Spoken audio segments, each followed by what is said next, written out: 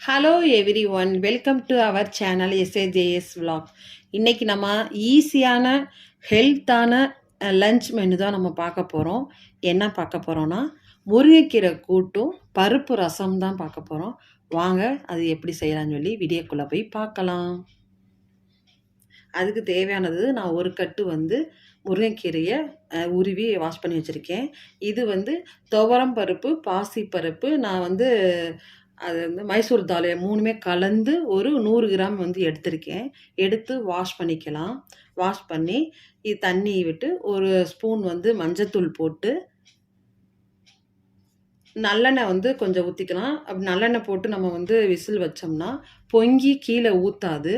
ஒரு ஸ்பூன் நான் நல்லெண்ணெய் ஊற்றிருக்கேன். இப்போ குக்கரை அடுப்பில் வச்சு ஒரு 3 விசில் வரட்டும்.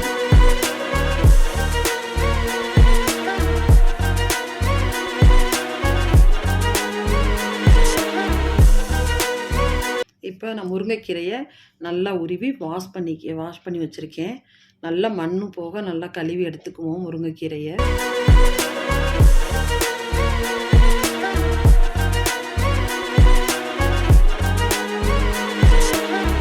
இப்போ நம்ம முருங்கைக்கீரை கூட்டு செய்கிறதுக்காக தாளிக்கிறதுக்கு ஒரு கடாயை வச்சு அதில் 3 ஸ்பூன் நல்லெண்ணெய் ஊற்றிருக்கேன். டேபிள் ஸ்பூன் ஒரு 1.5 டேபிள் ஸ்பூன் நான் கடுகு உளுந்து தாளிக்கிறதுக்கு போட்டிருக்கேன். அது நல்லா பொரியட்டும். ஒரு 5 வரமிளகாய் எடுத்து போட்டிருக்கேன். உங்களுக்கு காரத்துக்கு ஏற்றாப்புல போட்டுக்குங்க. நான் ஒரு 5 போட்டிருக்கேன். ஒரு 2 வெங்காயம் வெட்டி வச்சு அதையும் தாளிக்கிறதுக்கு போட்டிருக்கேன். இது 2 நல்லா வதங்கட்டும். ஜீரகம் கொஞ்சம் போட்டுக்குங்க. ஒரு 1.5 ஸ்பூன் நான் ஜீரகம் போட்டிருக்கேன். அதையும் நல்லா வதக்கிட்டு நல்லா வெங்காயம் நல்லா வதங்கட்டும்.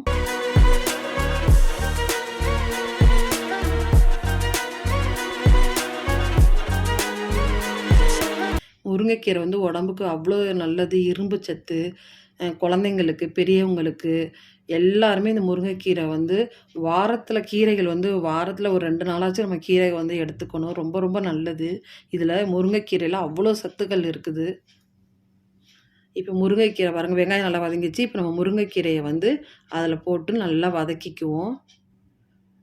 நீங்கள் உப்பு போடையில் கொஞ்சம் கம்மியாகவே போடுங்க. ஏன்னா கீரை வதங்கிருச்சுன்னா நம்மளுக்கு கொஞ்சமாக போயிடும். அதனால் உப்பு ரொம்ப கம்மியாக போட்டுங்க. அதுக்கு அப்புறம் வேணாலும் நம்ம போட்டுக்கலாம். இப்போ நல்லா போட்டு நல்லா வதக்கிக்குவோம். அந்த எண்ணெயில் நல்லா வதக்கி இப்போ 1 டம்ளர் தண்ணி ஊற்றி இந்த முருங்கைக்கீரையை கொஞ்சம் வேக வச்சு எடுத்துக்குவோம்.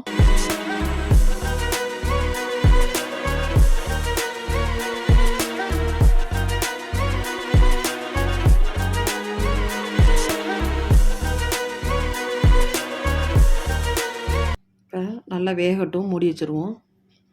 இப்போ பாருங்கள், கொஞ்சோண்டு இது போட்டுக்கலாம், பெருங்காயத்தூள். ஏன்னா நம்ம பருப்பு போடுறதுனால கொஞ்சம் கேஸ் ட்ரபிள் இதாக இருக்கும். அதனால் கொஞ்சமாக பெருங்காயத்தூள் போட்டுக்கிட்டால் நம்மளுக்கு உடம்புக்கு ரொம்ப நல்லது. அது நீங்கள் எண்ணெயிலே நீங்கள் போட்டுடலாம். நான் மறந்ததுனால மறுபடியும் நான் இப்போ போடுறேன். நல்லா பாருங்கள், கீரை நல்லா வெந்துருச்சு. பாருங்கள், வதங்கணுன்னா எவ்வளோ ஆயிடுச்சு. நம்ம வைக்கல எவ்வளோ கீரை இருந்துச்சு. வெந்த பிறகு பாருங்கள் கொஞ்சமாயிரும். அதனால் எப்போவுமே உப்புனா பார்த்து போட்டுக்குங்க கீரைக்குனா. இப்போ நான் வேக வச்சுருக்க இந்த பருப்பையும் இதில் ஊற்றிடலாம். நல்லா ஊற்றி நல்லா கிளறிக்குவோம். நல்லா வேகட்டும்.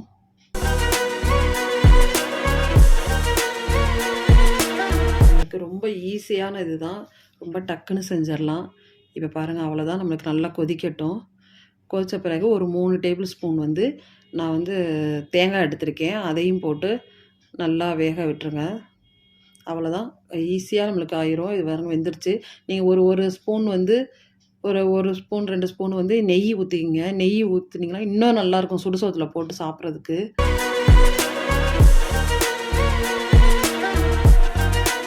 சுவையான முருங்கைக்கீரை கூட்டு ரெடி. இப்போ வாங்க ரசம் எப்படி செய்யலான்னு சொல்லி, பருப்பு ரசம் எப்படி செய்யலான்னு சொல்லி நம்ம பார்க்கலாம்.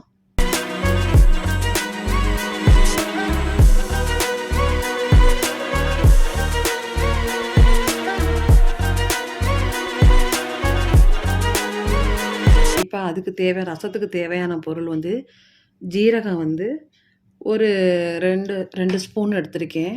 2 டேபிள் ஸ்பூன் இது. ஸோ 1 டேபிள் ஸ்பூன் சோம்பு.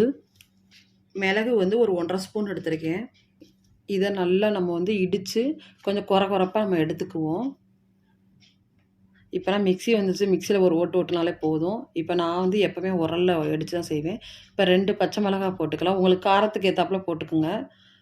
நான் தாளிக்கையிலே ஒரு வரமிளகாய் போட்டதுனால நான் இப்போ 2 பச்சை மிளகாய் போட்டுக்கிட்டேன். வெள்ளை பூண்டு வந்து ஒரு 6, 7 பூண்டு வந்து நச்சு எடுத்திருக்கேன். இப்போ அவ்வளோதான். இதை ரொம்பவும் நெய்ஸாக நம்ம நுணுக்கிடக்கூடாது. கொஞ்சம் கொரன்னு நம்ம ரசத்துக்கு நுணுக்கி எடுத்துக்குவோம். இப்போ ஒரு சின்ன லெமன் சைஸ் அளவுக்கு புளி எடுத்திருக்கேன். இதையும் கரைச்சி எடுத்துக்குவோம் நம்ம. தக்காளி ஒரு பழம் வந்து எடுத்திருக்கேன்.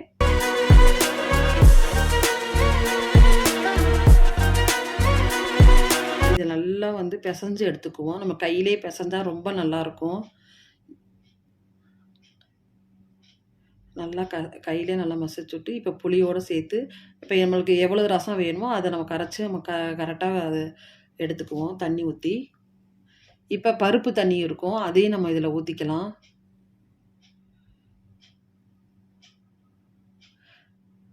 இப்போ நம்ம பருப்பு வேக வச்சுருக்கத மேலாப்பில் இந்த கொஞ்சோண்டு பருப்பு தண்ணியை ஊற்றிக்கலாம்.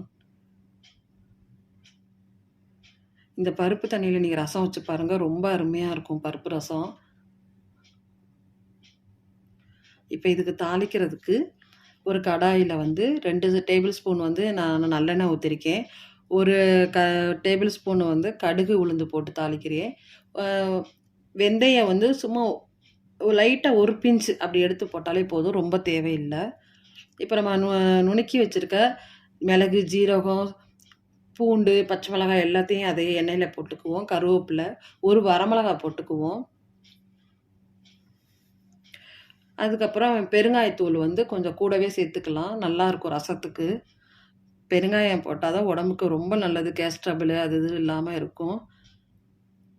பாருங்கள், வரமிளகாய் ஒன்று போட்டேன், நல்லா வதக்கிட்டு இப்போ நம்ம ரசம் கூட்டி வச்சுருக்கத நம்ம இதில் ஊற்றிட வேண்டியதான். இது வந்து ரொம்ப கொதிக்க விட்டுறக்கூடாது, ரொம்ப கொதிச்சிச்சுன்னா ரசத்தோட டேஸ்ட்டே மாறிடும்.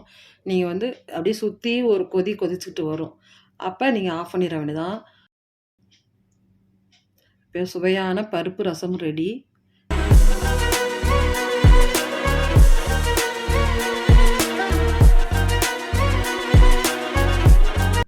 கண்டிப்பாக இதை வந்து ட்ரை பண்ணி பாருங்கள். பருப்பு ரசமும் இந்த கீரை கூட்டையும் செஞ்சு பார்த்துட்டு எப்படி இருந்துச்சுன்னு கமெண்ட் பண்ணுங்கள், ஷேர் பண்ணுங்கள், லைக் பண்ணுங்கள், மறக்காமல் சப்ஸ்கிரைப் பண்ணிடுங்க.